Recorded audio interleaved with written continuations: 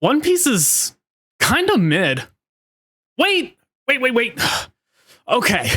Before the One Piece fans execute me and make Goldie Roger look like a choke, let me explain what I mean by mid.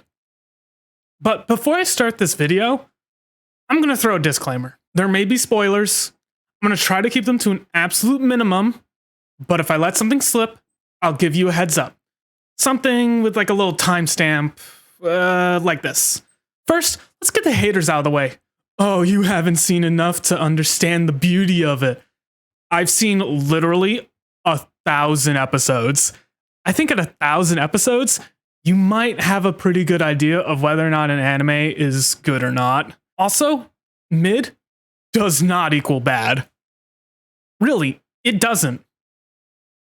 Like, mid for me means like a 5 or 6 out of 10. Now, some of you are hearing this and saying, oh my god, a 5? That's so low. Let me show you my ranking system.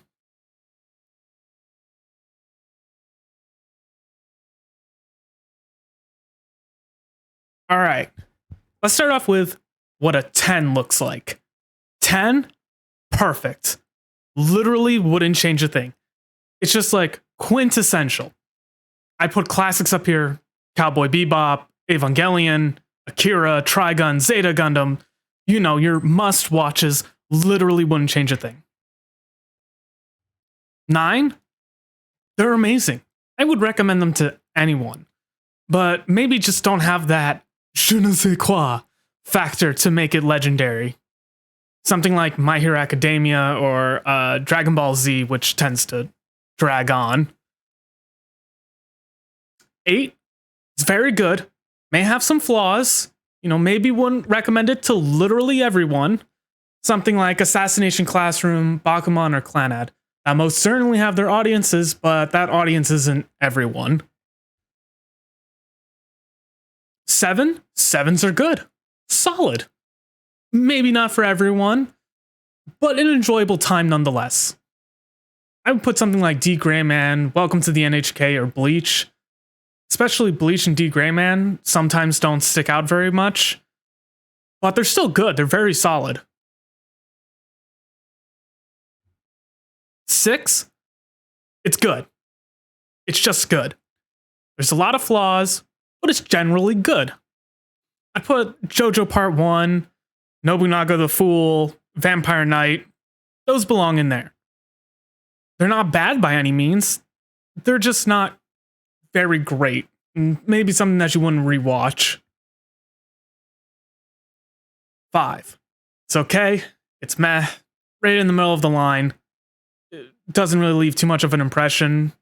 You may even say that this might be the start of something that feels kind of bad to watch. I put most of the early Dragon Ball Z movies in here. Black Butler 2, Kanan. Those are all 5s in my mind. 4 is underwhelming. You feel like it could have been better, but it just ends up leaving you disappointed in the end. Something like Sword Art Online or Hero Tales really fits the bill here. 2 and 3, I'm going to group together. A 3 is just a slight notch up from a 2, but really they're the same group. They're just wastes of time. Something like Dead Man Wonderland or The Legend of the Legendary Heroes, I would just say pretend they don't exist and you're better off that way. A 1. For something to get a 1, it might be so bad that it circles around to good. Something good to watch as a meme, at least. Something that you watch with the boys. Something like The Room.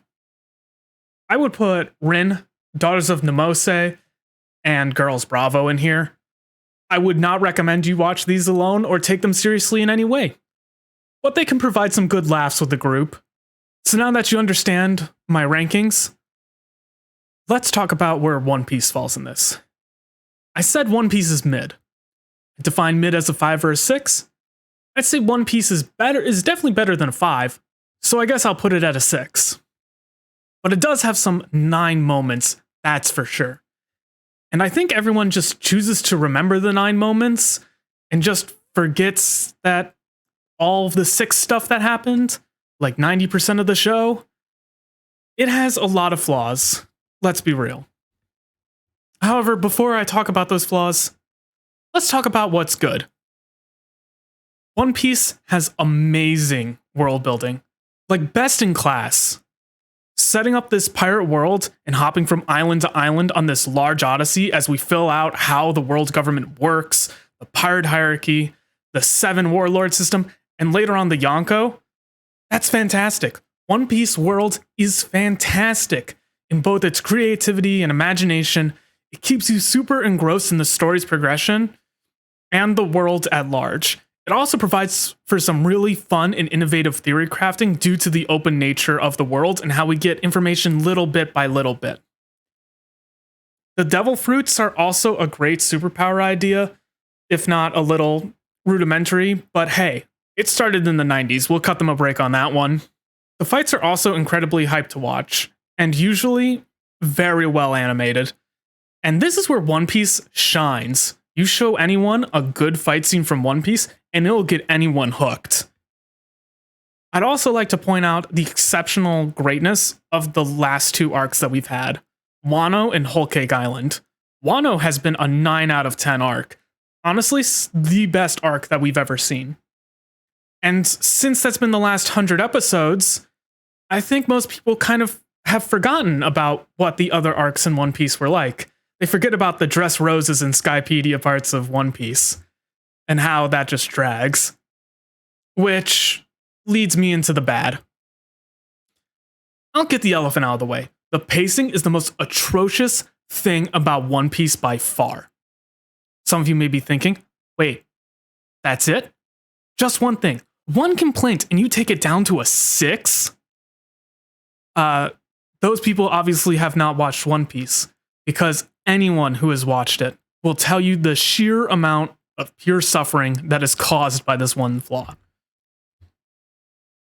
It immediately takes any shot this thing had at being a 10 to a 7 by itself, easily. The pacing is so bad, it makes you want to drop the series. Heck, I know it's made me drop the series multiple times. Almost every episode that isn't a fight is just an absolute drag, and it feels like a slog to get through anything.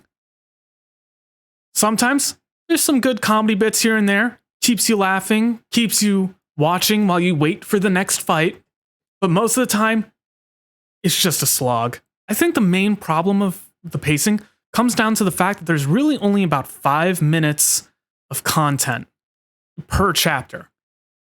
And the animators know that. That's why every episode you start with a full 90-second or longer opening, then a recap of the premise of the show, something that we've been hearing since episode 1, then a recap of the last episode, then you get about 15 minutes of show, really more like 12, but we'll say 15, with a lot of pandering reaction shots, you know the type, and then it's over. See you next week. The pacing is so horrendously slow, I switched to the manga for a good part of the post-time skip arcs, going back and forth between watching and reading depending on if a fight scene was happening or something that I really wanted to see animated. And while the manga has far better pacing, I feel like half the chapters, like maybe every other one, could be removed, or its information could have been condensed into a smaller chapter. This makes the story move at a snail's pace, and it makes it feel like you spent 10 episodes doing almost nothing. Heck, I feel like one of the post-time skip arcs, Zoe, whose originally 25 chapters, could have been condensed into probably something like 10 or 12. Alright, time to complain about something else besides the pacing. The Straw Hats. Oh, some of you are going to get me on this one. The Straw Hats aren't good characters. Especially Luffy. He might be one of the worst written main characters ever. In terms of Shonen Jump characters, Luffy is sort of on par with characters like Goku, who just want to get stronger for the sake of getting stronger, not to really accomplish any goals per se, except for being the best. And that's it. He also frequently uses the trope of friendship makes me stronger, which, sure, that worked before 2008, and so I will give it a pass on some of that.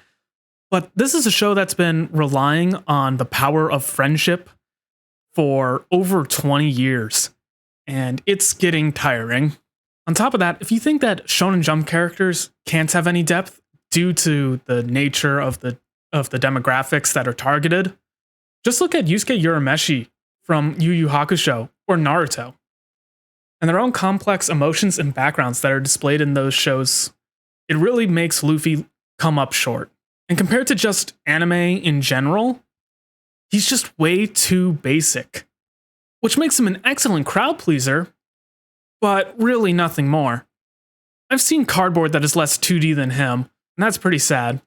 And the worst part is, none of his crew help to fill in those gaps. They're all just like him, 2D, except for maybe Sanji during Whole Cake Island and Nami, but only when we're talking about fishmen. It's not that they're not entertaining, they are. They're incredibly fun characters with great designs, and they keep the show alive, but they're incredibly surface level and hollow as a character. Heck, my favorite Straw Hat, Brook, I love his design. I like his little bone puns. And who can forget that laugh? But the most backstory or character development we get is one 7-minute scene where his crewmates drop dead one by one till it's just him. That's it. No more backstory for Brook. No more character development for Brook. No more nothing having to do with his character for Brook. He's been with us for almost 700 episodes. He is a main character of this show, and that's all we get. There have been no character developments since any of the Straw Hats join. You get a brief look into a backstory. Maybe it takes a couple episodes, but really it's something that could be summed up in a paragraph, and that's it. That's all the character depth you get. So I really hope you're not jumping into this looking for some really intriguing characters. They're not going to be found here. Okay, also, real quick, let's talk about a personal pet peeve. I wouldn't deduct points from my scale for this if I'm thinking objectively, but personally, I definitely do. Oda-san, if you're out there, have you seen a woman before? 'Cause this and this and this, that ain't it, Chief. Also, this one, she's 16, man. What are you doing? All right, now that I got that out of the way. Also, since it never really stops airing, the pacing just gets worse and worse. It feels like if you fall behind, you'll never catch up. Honestly, that's why unless I found the right reason, I would never, ever recommend One Piece to anyone, especially not anyone who is new to anime. It is just simply too much of a mountain to climb and too much wading through nothingness, hoping for the next fight. There are other shows that do its job better nowadays. All right, let's conclude. Let me go back to the title of this video. One Piece is mid, but that's okay. The Odyssey does create an epic feeling journey with a wonderful popping world of interesting looking characters at the very least, and it will make you want to jump in and join in on the journey. It just takes way too long with way too boring of characters. You would think that with the amount of time that we've spent in this world, we would actually know more and see more interesting characters develop. But hey, it's enjoyable. And while I no longer watch the anime, at least in any consistent capacity, I will probably keep reading the manga. The manga to me is just more enjoyable, it's less of a time commitment, and the adventure is fine. The world is great. It's a 6 out of 10 with 9 out of 10 scenes and 9 out of 10 concepts. But as always, if you've liked this content, give it a like. Tell me your hot takes in the comments or why I'm wrong and should take this video down and I should be ashamed. Or you can leave a dislike. You can't see it, but I can, so that might make you happy. Oh, and while you're pushing buttons down there, mine or the videos, don't forget to hit subscribe. It really means a lot to me. Thanks again. This has been Sias, and I'll see you in the next one.